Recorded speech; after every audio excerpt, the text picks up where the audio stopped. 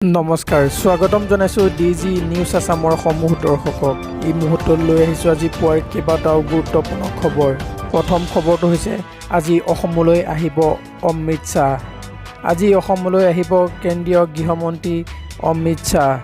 15 মাৰ্চত মুকলি কৰিব লাচিত বৰফুকন পুলিচ একাডেমী। দেৰগাঁৱৰ পৰা মিজোৰামলৈ যাব অমিত শ্বাহ। কোকৰাঝাৰত এপছুৰ বাৰ্ষিক অধিৱেশনত অংশ ল'ব অমিত শ্বাহে। গুৱাহাটীত গুৰুত্বপূৰ্ণ বৈঠকত মিলিত হ'ব অমিত শ্বাহ।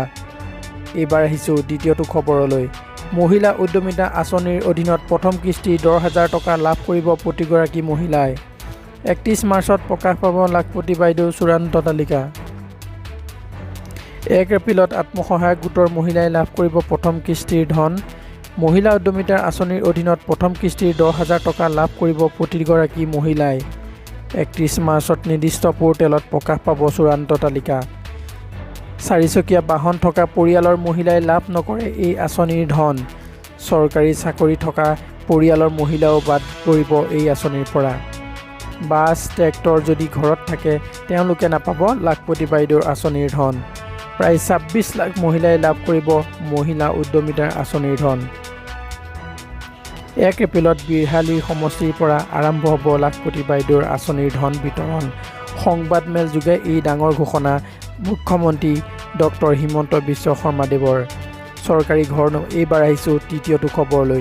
চৰকাৰী ঘৰ নোপোৱা লাখ লাখ লোকৰ বাবে পুনৰ ভাল খবৰ।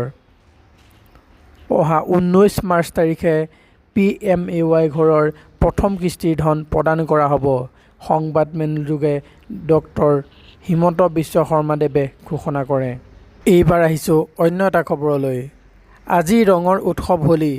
কেওফালে উখল মাখল পৰিৱেশ। ইয়াৰ মাজতে এটা বেয়া খবৰ।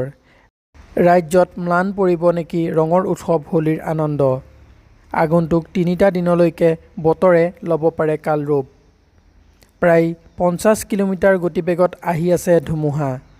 বতৰ বিজ্ঞান কেন্দ্ৰৰ তৰফৰ পৰা আগজাননী জাৰি। ধুমুহা বৰষুণৰ লগতে বিজুলী ঢেৰেকনিৰ সম্ভাৱনা। 14, 15 আৰু 16 মাৰ্চ ঠায়ে ঠায়ে হ'ব পাৰে বৰষুণ। ইতিমধ্যে গুৱাহাটীকে ধৰি কেইবাটাও ঠাইত বৰষুণ আৰম্ভ।